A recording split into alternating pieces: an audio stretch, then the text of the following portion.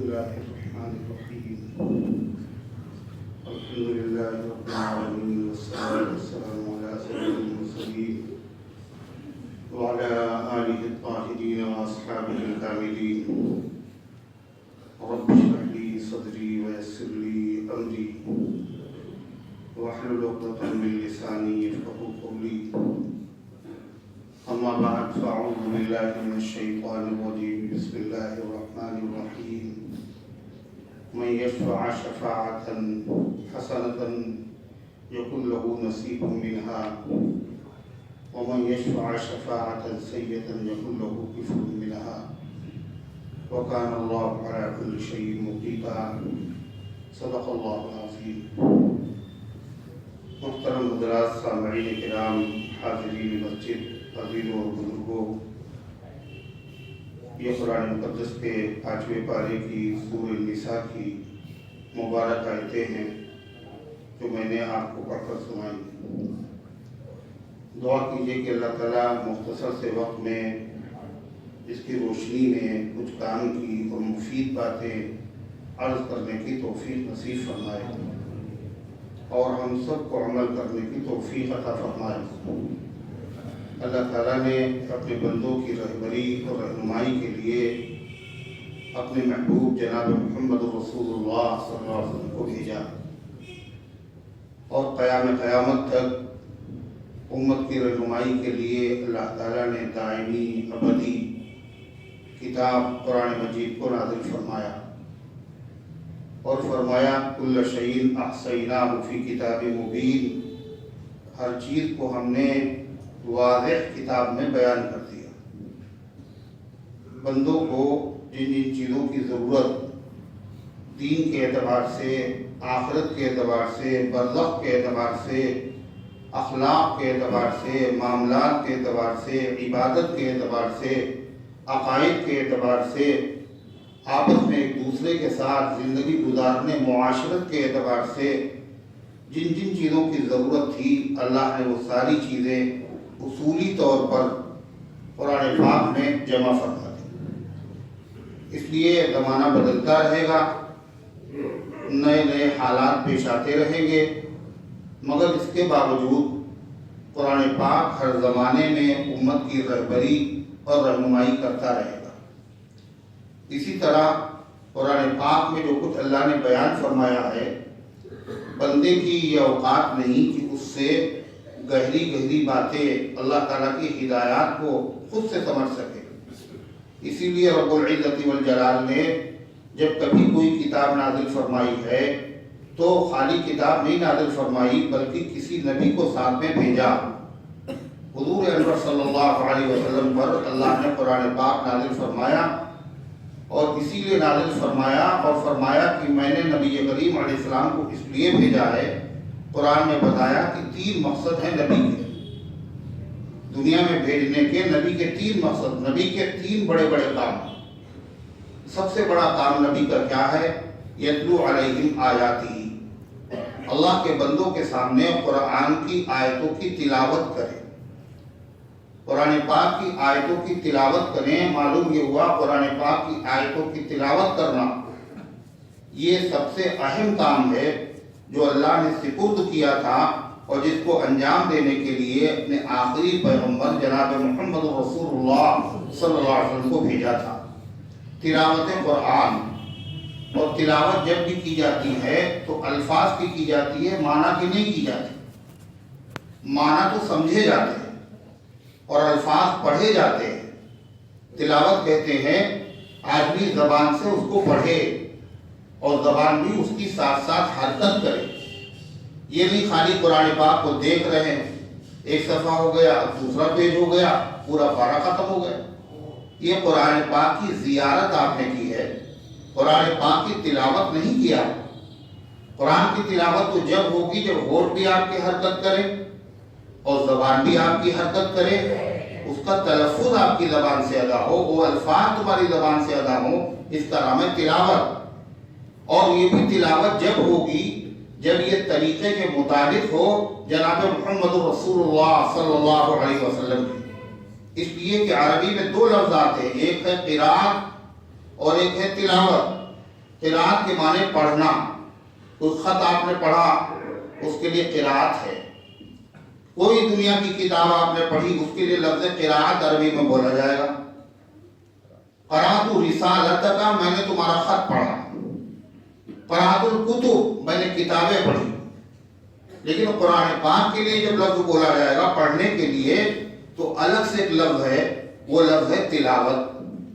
قرأت میں اور تلاوت میں کیا فرق ہے؟ قرأت تو کہتے ہیں پڑھ لینا، بس جیسے جی چاہے ویسے پڑھ لو، مطلب سمجھ میں آ جائے، معنی سمجھ میں آ جائے، بس پڑھنا کافی۔ کسی نے پڑھ دیا آپ نے سن لیا، نہیں پڑھا آپ ہی نے پڑھ کے سمجھ لیا، یہ قرأت ہے۔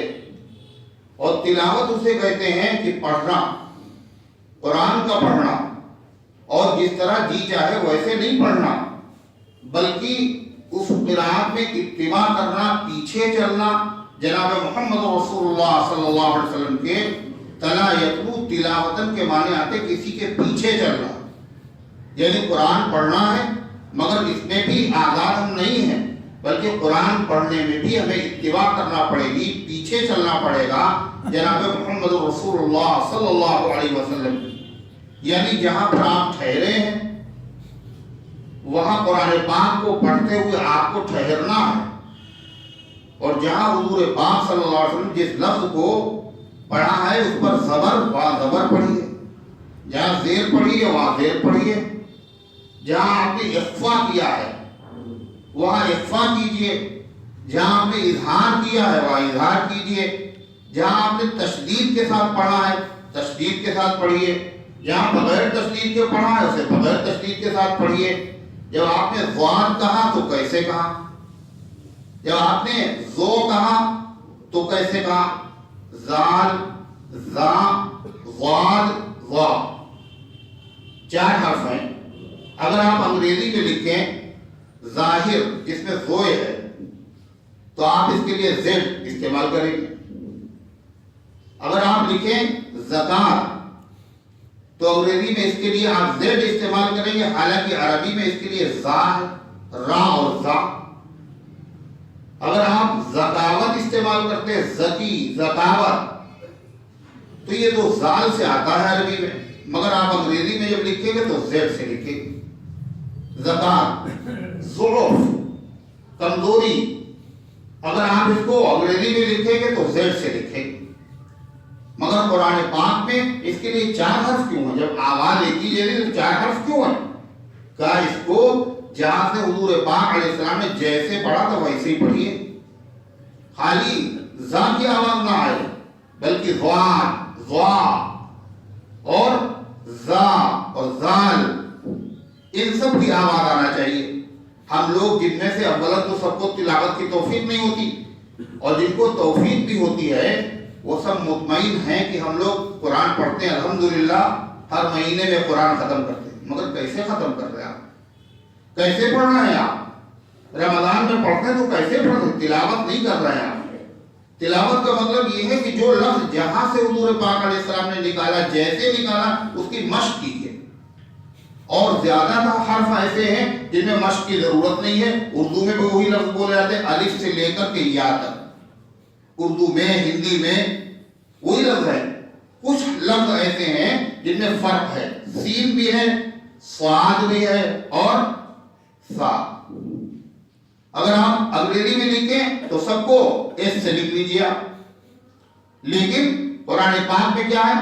سا، صاد اور سین، تینوں کی بولی، تینوں کی آواز الگ الگ نکل رہی ہے۔ تو اسی طریقے سے پڑھایا تھا جناب محمد رسول اللہ صلی اللہ علیہ وسلم نے صحابہ کرام کو، اور اسی طرح صحابہ نے تابعین کو، اور اسی طرح تابعین نے تبع تابعین کو پڑھایا تھا۔ تو تلاوت کی ضرورت ہے، تلاوت پر جبھی فائدہ ہوگا قرآن پاک پڑھنے سے جب ہم تلاوت کریں، اور تلاوت جب ہوگی وہ طریقے کے مطابق ہو جناب محمد رسول اللہ صلی اللہ علیہ وسلم کے۔ زیادہ مشکل نہیں ہے، چند حرف ایسے ہیں جن کے نکالنے میں دقت ہوتی ہے، اپنی جگہ سے نکالنا ہے، جو میں نے آپ کو مثال کے طور پر بتائے۔ تا بھی آتا ہے عربی میں اور توئے بھی آتا ہے، تا بھی آتا ہے اور اگر آپ انگریزی میں لکھیں تو دونوں کے لیے ٹی استعمال کریں گے. لیکن قرآن پاک میں تا اور تا دونوں لفظ الگ الگ ہیں، اور لفظ اگر بدلے گا تو پھر معنی بھی بدل جائے گا. ذلیل زال سے لکھیں، اگر آپ زوئے سے لکھیں تو اس کے معنی سایہ، اگر آپ زال سے لکھیں تو اس کے معنی ذلیل ہونا، گر جانا، گرا ہوا ہونا. تو معنی بدل جائیں گے، لفظ بدلے گا تو معنی بدلے گا، اور جب معنی بدلے گا تو پھر ظاہر بات ہے اللہ تبارک و تعالیٰ کو خوشی ہوگی یا غصہ آئے، خوشی ہوگی یا غصہ آئے. تلاوت پر بجائے ثواب کے گناہ ہوگا یا نہیں ہوگا؟ سوچیے آپ. کسی شاعر نے اگر لکھا ہے، اگر کسی شاعر نے اپنا کلام لکھا ہے اور اس میں لکھا ہے جلیل، جلیل آسان نہیں آباد کرنا گھر محبت کا، یہ ان کا کام ہے جو زندگی برباد کرتا. جلیل اس نے لکھا، آپ نے اس کو پڑھا ذلیل آسان نہیں ہے، تو شاعر کیا کہے گا؟ انعام دے گا آپ کو تمیز نہیں ہے، آپ نے جلیل کو ذلیل کہہ دیا. جلیل کے معنی تو بزرگ کے ہوتے ہیں، اور ذلیل کے معنی نیچا، نیچ، نہایت گرا ہوا. تو غصہ ہوگا نہیں ہوگا؟ ایک شاعر کا کلام انسان کا کلام ہے، اس میں انسان اگر لفظ بدل دیتا ہے تو انسان غصہ ہو جاتا ہے. یہ تو مالک کا کلام ہے، یہ تو مالک الملک کا کلام ہے. کلام الملوک ملوک الکلام، بادشاہوں کو جو کلام ہوتا ہے وہ کلاموں کا بادشاہ ہوتا ہے، اور یہ ایسے بادشاہ کا کلام ہے جو مالک الملک بالاطلاق ہے، وہی حقیقت میں بادشاہ حقیقی ہے. تو اگر ہم اس کو پڑھیں گے، دوسرے لفظ اگر بدل جائے گا تو اللہ تعالیٰ کو غصہ آئے گا نہیں آئے گا؟ پھر اللہ نے کوئی کام ایسا بندوں کے ذمہ نہیں رکھا جو بندہ کر نہ سکے. مشکل نہیں ہے کسی قاری کے پاس جا کر کے مشق کر لیں. بھئی ہمیں سا کیسے نکلے گا یہ بتا دیجیے، سین کیسے نکلے گا یہ بتا دیجیے. مشق کرنے سے ہو جائے گا نہیں ہو جائے گا؟ آخر آدمی دنیا کام جب نہیں آتے ہیں تو مشق کرتا ہے نہیں کرتا؟ باقاعدہ تنخواہ بھی دیتا ہے. گاڑی کی ڈرائیونگ نہیں آتی ہے تو آدمی کیا کرتا ہے؟ نہیں آتی ہے، کوئی عیب نہیں ہے، بھائی سیکھیں گے. عمر کی جس منزل کے اوپر ہو آدمی سیکھتا ہے، اس میں شرماتا نہیں ہے. لیکن یہ تو اللہ کا کلام ہے، اللہ کو منہ دکھانا ہے، قبر میں بھی جانا ہے. قرآن کی تلاوت بھی ہونا چاہیے، اور تلاوت کیسے ہونا چاہیے؟ جو طریقہ ہے جناب محمد رسول اللہ صلی اللہ علیہ وسلم کا، آج ہم نے اس کو دین کا کام ہی نہیں سمجھا کہ یہ بھی دین کا کام ہے. حالانکہ یہ دین کے کاموں میں سے سب سے نمبر 1 کام، سب سے پہلا کام. اللہ نے نبی کے جو کام بتائے ہیں قرآن میں، ان 3 کاموں میں سے سب سے پہلے جس کام کا تذکرہ کیا ہے، اللہ کے آخری پیغمبر کو دنیا میں بھیجنے کا مقصد کیا ہے؟ یتلو علیہم آیاتہ، آپ قرآن پاک کی ان کے سامنے تلاوت کریں، بتائیں کہ ایسے پڑھو. الفاظ پڑھنا اور یہ معمولی درجے کی عبادت نہیں ہے. انسانوں کو اللہ نے پیدا کیا ہے عبادت کے لیے. وما خلقت الجن والانس الا ليعبدون، ہم نے انسانوں اور جنوں کو عبادت کے لیے پیدا کیا. اور اللہ کے پیغمبر جناب محمد رسول اللہ صلی اللہ علیہ وسلم فرماتا ہے عبادت تو بہت ساری ہیں، عبادت تو بہت ساری، کھانے بہت سارے ہیں، بریانی الگ چیز. عبادت تو بہت ساری ہے، مگر ایک بہت بڑی عبادت ہے. آپ نے فرمایا وہ میری امت کی عبادت ہے، دوسری امتوں کو تو یہ عبادت نصیب ہی نہیں ہوئی. نہ موسیٰ علیہ السلام، نہ عیسیٰ علیہ السلام، کسی پیغمبر کی امت کو یہ دولت نصیب نہیں ہوئی ہے. جو دولت نصیب ہوئی ہے اللہ کے پیغمبر کے صدقے میں حضور پاک علیہ السلام کی امت کو، وہ کون سی عبادت سب سے بڑی ہے؟ اللہ کے نبی کا فتویٰ ہے. یہ دیوبند کا فتویٰ ہم نہیں مانتے، دیوبند. یہ بریلی کا فتویٰ ہم نہیں مانتے، بریلی. یہ خدا کا فتویٰ ہے. یہ فتویٰ کس کا ہے؟ کس کا فتویٰ ہے؟ جناب محمد رسول اللہ صلی اللہ علیہ وسلم کا. ہوش میں رہنا کہ ہم نہیں مانتے. زبان سے اگر کہیں ہم نہیں مانتے تو آدمی کافر ہو جائے گا. ایک ہے زبان سے نہ ماننا، انکار کرنا، اور ایک ہے عمل سے انکار کرنا. ایک ہے زبان سے انکار کرنا، ایک ہے عمل سے انکار کرنا. زبان سے انکار کرنا ہم نہیں مانتے. عمل سے انکار کرنا کیا ہے؟ یہ ہم اس کو کوئی اہمیت نہیں دیتے. کیا ہے حضور پاک علیہ السلام کا فتویٰ؟ اعظم عبادت امتی تلاوت القرآن. میری امت کی سب سے بڑی عبادت، سب سے بڑی عبادت، سب سے بڑی عبادت قرآن پاک کی تلاوت کرنا ہے. جس کو آتا ہے تلاوت کرنا وہ سب سے بڑی عبادت کر رہا ہے، اور نہیں آتا ہے تو وہ بھی مجرم. اور جس کو آتا تو ہے تلاوت کرنا مگر اس کے باوجود وہ تلاوت کرتا نہیں، تلاوت کرنے کی اسے توفیق نہیں ہوتی. مثال کے طور پر آج جو ہے وہ کون کون لوگ ہیں جن کو تلاوت کی توفیق ہوئی؟ یہ تو سعادت ہے نا. اگر ملی ہوئی نعمت تو کیا ہونا چاہیے؟ شکر ادا کرنا چاہیے. اگر اچھا نہیں ملی تو پھر دن ختم تھوڑی ہوا، ابھی شام تک باقی ہے، کر لیں گے یہ عبادت. یہ تلاوت ہے سب سے بڑی عبادت. تو بھائی یہ عبادت کرنے کی کس کو توفیق ہوئی؟ ذرا بتائیے، ہاتھ اٹھائیے. تو دیکھیے ماشاءاللہ خالی انہی کے ذمے نہیں ہے، عبادت سب کے ذمے ہے. سب کو کرنا چاہیے کہ نہیں کرنا چاہیے؟ اگر آنکھوں سے سب سے پہلے اللہ کا کلام دیکھتے تو یہ بھی عبادت ہوتی، اور قرآن پاک زبان سے پڑھتے تو زبان کی عبادت ہوتی.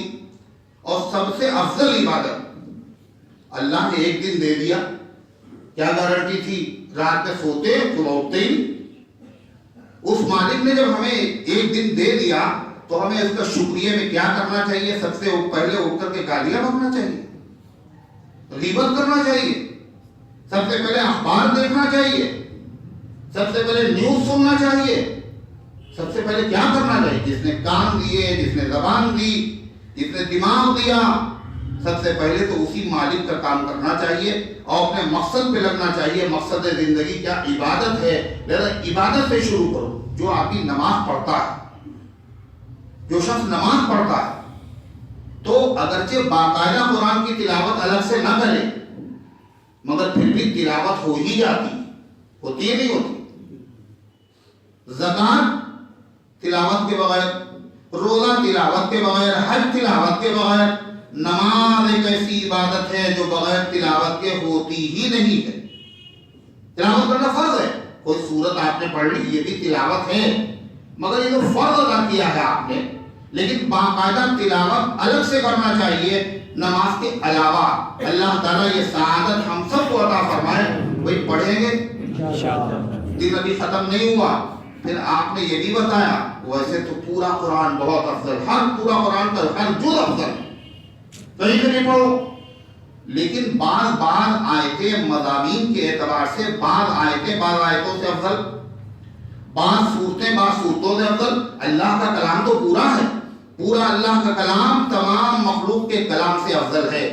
لیکن اس پورے کلام میں بعض ٹکڑے، بعض آیتیں، بعض صورتیں اپنے مضامین کے اعتبار سے دوسری آیتوں سے افضل ہیں. جیسے حضور پاک صلی اللہ علیہ وسلم نے صحابہ کو سکھایا بھی، اور جب سکھایا جاتا ہے تو پھر کیا ہوتا ہے؟ امتحان لیا جاتا نہیں لیا جاتا. دیکھیں کتنا آیا ہے بچوں. اللہ کے پیغمبر معلم اور صحابہ ہیں متعلم. حضور پاک صلی اللہ علیہ وسلم نے امتحان لیا، اور کس سے امتحان لیا؟ جن کو سب سے بڑا آپ نے تمغہ دیا قرآن سے متعلق. یعنی آپ نے فرمایا اقرؤہم ابی بن کعب. ان میں سب سے بڑے قاری قرآن کے ابی بن کعب ہے. ابی بن کعب سے آپ نے پوچھا یا ابا المنذر، اے منذر کے باپ. منذر ان کے بیٹے کا نام تھا. یہ بتاؤ قرآن پاک تم نے پڑھا ہے، تم قاری بھی ہو، پورے قرآن میں سب سے بڑی آیت کون سی ہے؟ بڑی کا مطلب ایک ہوتا بڑا ہونا لمبائی کے اعتبار سے، ایک ہوتا ہے بڑا ہونا درجے اور رتبے کے اعتبار سے. اور اسی چیز کو سمجھنے کی ضرورت ہے. یہاں کیا مراد ہے؟ لمبائی چوڑائی کاہے کے اعتبار سے مراد ہے؟ اس میں بڑے بڑے لوگوں کو بچے ہوئے ہیں، بچے کھائے لوگوں. اسی لیے اللہ کے پیغمبر صلی اللہ علیہ وسلم کو اللہ نے بھیجا. آپ بتا دیں مثال کے طور پر حضور پاک صلی اللہ تعالی علیہ وسلم نے ایک مرتبہ فرمایا اپنی بیویوں سے، حضور صلی اللہ علیہ وسلم کی بیویاں امت کی مائیں، ان سے بڑا عالم کون؟ رات دن وہ قرآن سن رہی، نبی کی سیرت دیکھ رہی. آپ نے فرمایا تم میں سے، میں تو دنیا سے جا رہا ہوں، تم میں سے سب سے پہلے اس بیوی سے میری ملاقات ہوگی جس کے ہاتھ لمبے ہوں گے. اطول کن یدن، سب سے پہلے اس بیوی سے میری ملاقات ہوگی، یعنی اس کا انتقال ہوگا. برزخ میں ہم سے ملاقات اس خاتون سے ہوگی جس کے ہاتھ لمبے ہوں. اب ہاتھ لمبا ہونے کا مطلب کیا ہے؟ یعنی ان بیویوں میں جس کے ہاتھ سب سے لمبے ہوں گے، آپ یہی سمجھے گا. اور ازواج مطہرات نے یہی سمجھا. باقاعدہ لکڑی لے کر کے ازواج مطہرات نے ہاتھ ناپے، کون سی بیوی کے ہاتھ لمبے. چنانچہ تمام بیویوں میں ایک حضور صلی اللہ علیہ وسلم کی بیوی ہے زوجہ مطہرہ ام المومنین، ان کا نام ہے حضرت سودا. کیا نام ہے؟ حضرت سودا. یہ نام مسلمان رکھتے نہیں اپنے گھر میں، حالانکہ بڑی برکت ہے اس میں. نبی کی بیویوں کے ناموں میں بڑی برکت ہے، نبی کی بیٹیوں کے ناموں میں بڑی برکت ہے. اگر نام ہو تو کم سے کم یہی بھائی یہ سودا آپ نے نام کیوں رکھا؟ کہ اللہ کے نبی کی بیوی کا نام ہے. دوسرے کو معلوم ہوا نہیں معلوم ہوا، نبی والا ہے یہ، نبی سے تعلق بھی ہے، محبت بھی ہے، برکت بھی ہوگی. کوئی پوچھے یہ کس کا نام ہے؟ یہ سودا آپ نے نام رکھا ہے، تو بالکل نیا نام ہے. تو کہا ہاں یہ حضور پاک صلی اللہ علیہ وسلم کے زوجہ مطہرہ کا نام ہے. تو ہاتھ کس کے لمبے نکلے؟ ام المومنین حضرت سودا رضی اللہ عنہا کے. تمام حضور پاک صلی اللہ علیہ وسلم کی بیویوں نے یہ سمجھ لیا کہ حضرت سودا کی سب سے پہلے ملاقات ہوگی جناب محمد رسول اللہ صلی اللہ علیہ وسلم سے. مگر ایسا ہوا نہیں، ان کا انتقال پہلے نہیں ہوا، بلکہ تمام بیویوں میں سب سے پہلے جو انتقال ہوا نبی کریم صلی اللہ علیہ وسلم کی وفات کے بعد وہ ہے حضرت زینب بنت خزیمہ رضی اللہ عنہا. زینب نام کی حضور پاک علیہ السلام کی دو بیویاں، دو بیویاں، ان کے نام زینب. آج تو محلے میں نظر نہ آ جائے کہیں ایسا نام رکھو. حضور پاک علیہ السلام کی دو بیویاں ہیں، دونوں کا نام زینب. اور پھر جو آپ کی بیٹی پیدا ہوئی آپ نے ان کا نام بھی رکھا زینب. عبداللہ ابن مسعود رضی اللہ عنہ کی بیوی کا نام بھی زینب. کیوں؟ نبی کی بیٹی کا نام. کہاں گئی محبت مسلمانوں کی؟ کیسا ہے عشق؟ نہ معلوم کتنی زینب نام کی خواتین تھی حضور پاک صلی اللہ علیہ وسلم کے زمانے میں. عبداللہ ابن مسعود کی بیوی آئی، آپ نے پوچھا کون ہے؟ کہتے زینب. تو آپ نے فرمایا من ای الزیانب، من ای الزیانب، کون سی زینب؟ یہ کون سی زینب پوچھنا کیوں پڑا؟ اس لیے کہ زینب نام کی ایک خاتون نہیں تھی بلکہ نبی کی بیوی کے نام ہے، اس لیے ہم بھی اپنی بچی کا نام رکھیں گے. اور چنانچہ نہ معلوم کتنے ناموں، کون سی زینب؟ تو انہوں نے بتایا، اپنی ولدیت بتائی، اپنے باپ کا نام بتایا.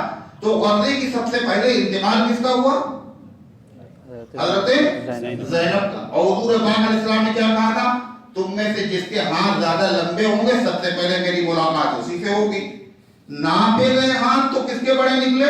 حضرت سودا کے. اور انتقال ہوا سب سے پہلے کس کا؟ حضرت زینب کا. تو تمام ازواج مطہرات کی سمجھ میں آیا. کیا سمجھ میں آیا؟ سمجھ میں یہ آیا یہ جو آپ نے کہا تھا لمبا ہونا، ہاتھ جس کا لمبا ہو، یا لمبے سے مراد پیمائش نہیں ہے، ناپنے میں جس کا ہاتھ لمبا ہو، یہ نہیں مطلب تھا اللہ کے نبی کا. پھر کیا مطلب تھا اس کا؟ اس کا مطلب تھا سخاوت. کیا مطلب تھا؟ سخاوت. جو زیادہ سخی ہوگی میری بیوی. سخی تو سبھی تھی حضور صلی اللہ علیہ وسلم کی ازواج مطہرات. 2 لاکھ روپیہ آئے حضرت عائشہ صدیقہ رضی اللہ عنہا کے پاس، اور گوری میں، اور شام نہیں ہونے پائی، سب کا سب تقسیم کر دیا. سخاوت تو ہر بیوی کی تھی. مگر حضرت زینب کا لقب تھا ام المساکین. ام المساکین کے معنی غریبوں کی ماں، یعنی جتنے بھی غریب ہیں سب کی ماں.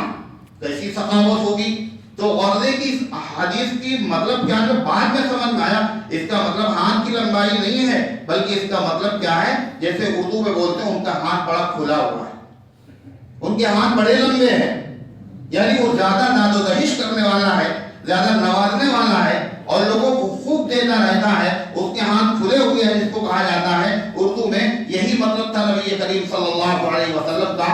تو کیا پتا چلا جب یہ سمجھ میں نہیں آیا، ہماری ازواج مطہرات کی سمجھ میں نہیں آیا، نبی پاک صلی اللہ علیہ وسلم کا صاف فرمان ہے جس کے ہاتھ لمبے ہوں گے مجھ سے ملاقات کریں گے. یہی لغت میں ہے, یہی ڈکشنری میں ہے, یہی عقل بھی کہتی ہے, یہی تمام بیویوں کی عقل نے یہی بات کہی, مگر اس کا یہ مطلب تھا نہیں, یہ مطلب تو نہیں تھا.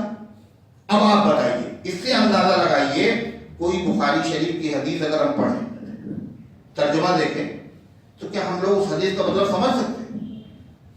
بتائیے, حدیث کا مطلب سمجھ رہے ہیں ہم لوگ؟ ہم لوگوں کا تو اتنی شدت ہے, لیاقت ہے. نبی کی بیویاں, ان کی زبان عربی ہے, نبی کے گھر پہ رہتی ہے, لیکن اصورکن یدن سمجھنے میں ان کو دقت ہو گئی, انہوں نے اس کا کچھ اور مطلب سمجھا, اور حالانکہ اس کا مطلب کچھ اور تھا.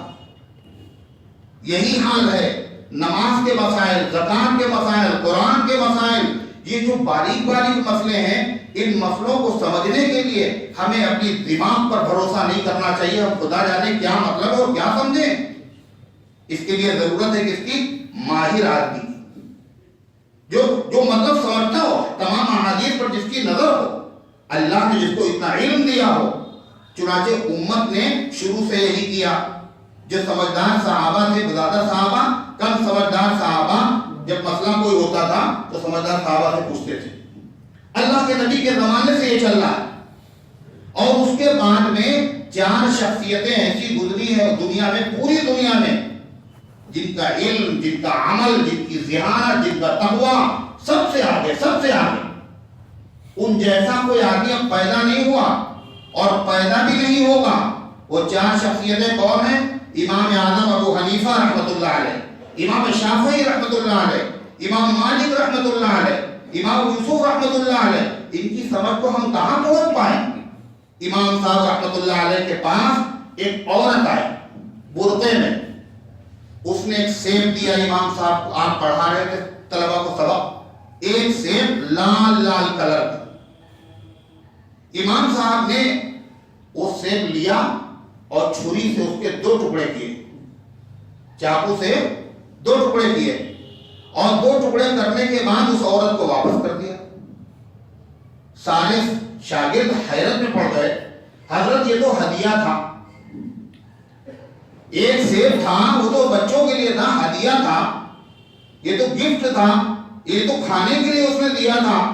سمجھ میں نہیں آیا, اس نے ایک سیب بھیجا اور آپ نے کاٹ کے اس کو واپس کر دیا. امام صاحب رحمۃ اللہ علیہ فرمایا, تمہیں نہیں معلوم اس عورت نے ہدیہ اور گفٹ تحفہ نہیں دیا ہے, اس نے مسئلہ پوچھا ہے, اس نے مسئلہ پوچھا ہے.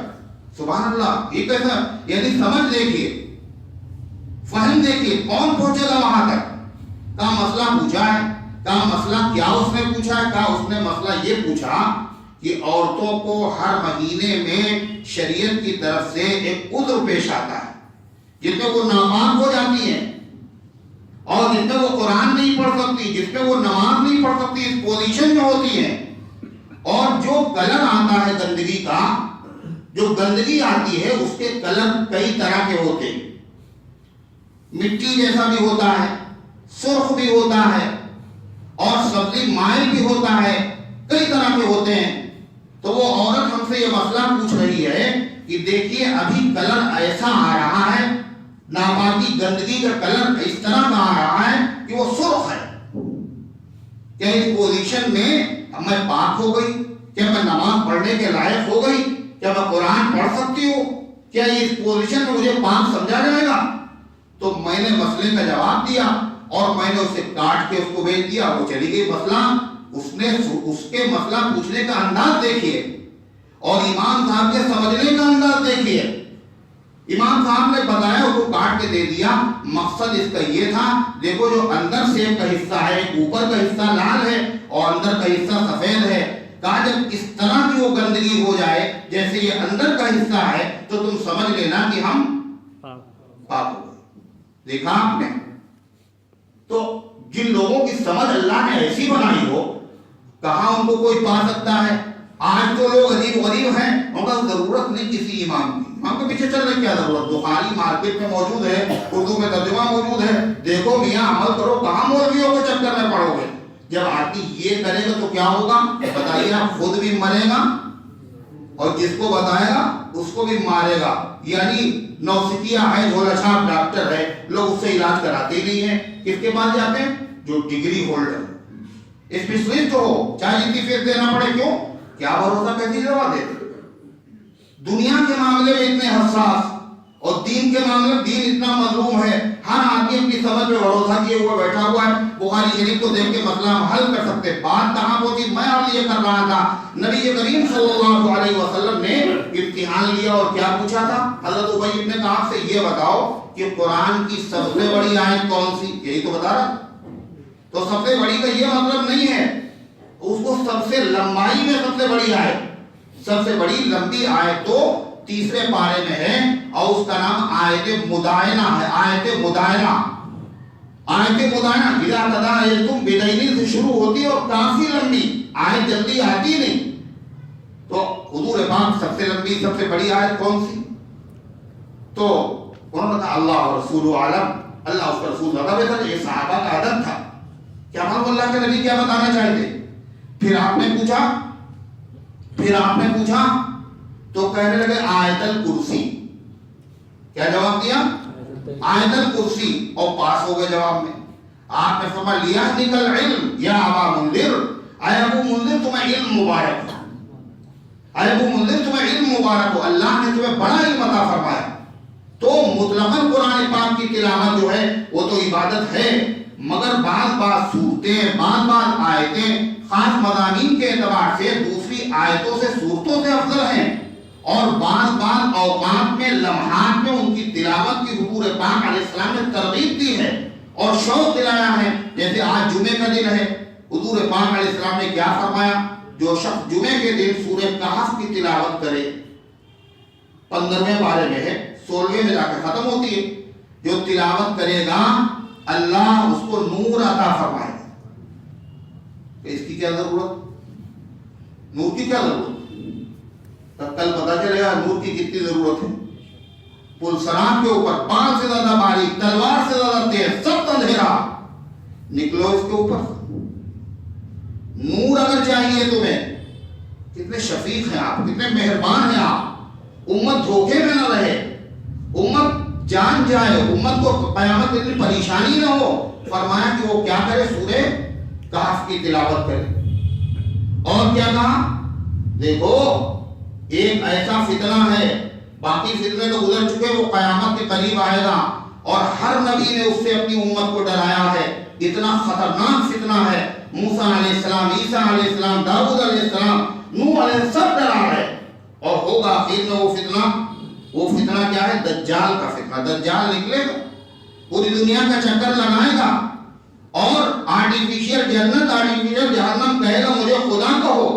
جو خدا کہہ دے گا اس کو جنت میں داخل کرے گا حالانکہ وہ جہنم ہو، اور جو اس کو خدا نہیں کہے گا اس کو جہنم میں داخل کرے گا حالانکہ وہ جنت ہوگی. یہ تو جادو ہوگا، ایک شوبدہ ہوگا. اور وہ بادلوں سے کہنے گا برس جاؤ، بادلوں سے پانی برسنے لگے گا. جو اس کو خدا کہہ دے گا ایسے لوگوں کے باغات ہرے بھرے ہو جائیں گے، کھیت ان کے ہرے بھرے ہو جائیں گے، خوب فصل اچھی ہو جائے گی. اور جو خدا نہیں کہیں گے ان کے باغات نہایت ناکارہ سوکھے ہوئے اور کھیتیاں بھی ان کی ویران ہو جائیں گی. آپ بتائیے ایسی صورتحال میں ایمان سلامت رہے گا خطرے میں پڑے گا؟ کیا ہوا؟ خطرے میں پڑے گا. میاں دیکھ لو کرامت دکھا رہا ہے. انہوں نے دیکھے پڑھا اگر ایسا نہیں ہوتا تو ان کا باغ اچھا نہیں ہو جاتا، ہمارا باغ خراب ہوا، اس کا مطلب ہم غلط ہے یا صحیح. ایسے موقع پر ایمان کو بچانا انتہائی مشکل ہوگا. اور مزید بڑا یہ کہ جو زندہ اس کے زمانے میں وہی نہیں بلکہ جس قبر سے چاہے گا، جس مردے کو زندہ کرے گا. کھڑے ہو جاؤ، اور کھڑا ہو گیا، بتاؤ میں خدا ہوں یا نہیں. اتنا خطرناک فتنہ ہے. اور ہم لوگوں کا ایمان تو پتہ ہی کیسا ایمان. اس فتنے سے تحفظ کیسے ہو، اس فتنے سے بچاؤ کیسے ہو، ایمان کی حالت میں انتقال کیسے ہو، دجال ہمارے ایمان کو چھیننے نہ پائے. اللہ کے پیغمبر نے ہر ترکیب امت کو بتا دی، اور خیر خواہی کا اور رحمت کا اور شفقت کا اور محبت کا آپ نے حق ادا کر دیا. آپ نے فرمایا آپ کا جو امتی جمعے کے دن سورہ کہف کی تلاوت کرے گا اللہ رب العزت والجلال اس کو دجال کے فتنے سے بچا لے گا، دجال کے فتنے سے محفوظ رہے گا۔ آپ بتائیے لہذا تلاوت بھی ہونا چاہیے اور تلاوت کے ساتھ ساتھ الگ سے سورہ کہف کی بھی تلاوت ہونا چاہیے۔ ایک بات اور، سورہ کہف تو لمبی ہے جی، 15ویں سے آپ بتانے شروع ہوتی ہے، 16ویں میں ختم ہوتی ہے، یہ تو بڑا مشکل مسئلہ ہے۔ اللہ کے نبی علیہ السلام کی شفقت اور رحمت تو دیکھو، آپ نے فرمایا اچھا سورہ کہف کی شروع کی 10 آیتیں پڑھ لینا، آخر کی 10 آیتیں پڑھ لینا، جب بھی اللہ تبارک و تعالیٰ تمہیں نور بھی عطا فرمائے گا اور سر سے پیر تک نور، اتنا نور عطا فرمائے گا، اتنا نور تو نہیں ملے گا مگر نور ملے گا، اور دجال کے فتنے سے اللہ تمہاری بھی حفاظت فرمائے گا۔ شروع کی آیتیں آخر کی آیتیں بہت سے احباب کو پتہ نہیں ہے اور بہت سے بھائیوں کو معلوم ہے مگر تلاوت کی توفیق نہیں ہوئی۔ جمعے کا دن ابھی ختم نہیں ہوا، جمعے کی نماز کے بعد اللہ سے توفیق مانگنا چاہیے، اللہ ان تمام چیزوں پہ عمل کی توفیق عطا فرما۔ بھئی پڑھیں گے انشاءاللہ، تلاوت بھی کریں گے اور اسی کے ساتھ ساتھ سورہ کہف کی بھی تلاوت جمعے آج ہی نہیں کریں گے، ہر جمعے کو کر لیا کرے گا بھئی انشاءاللہ۔ اللہ تعالیٰ گزارشات کو قبول فرمائے، عمل کرنے کی توفیق عطا فرما۔ سنت